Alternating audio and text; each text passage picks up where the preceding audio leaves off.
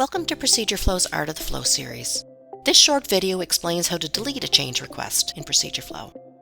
Occasionally, you may create a change request in an entry point, then notice that another change request is already created to address the same update as what you were intending on doing. Or perhaps you realize after creating your change request that the flow you planned on updating doesn't need any changes. In both cases, you will want to delete your change request altogether. Here's how you would do that.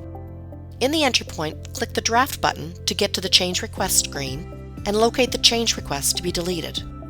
You may want to filter the change request to those that are assigned to me.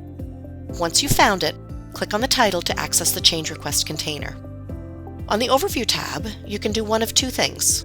Simply click the Edit button beside the assignee, or you can also click the ellipsis, then Edit Change Request. Both of these methods take you to the Edit Change Request page.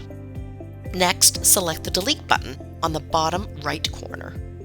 A pop-up will be presented that will validate if you want to keep the change request or discard it and destroy all changes. If you are sure you want to delete the change request, select the Discard All Changes and Destroy Discussion button. Once selected, your change request and all discussions will be deleted. That's it. You have just deleted this change request. Thanks for watching, and be sure to check out the other videos in the Art of the Flow series.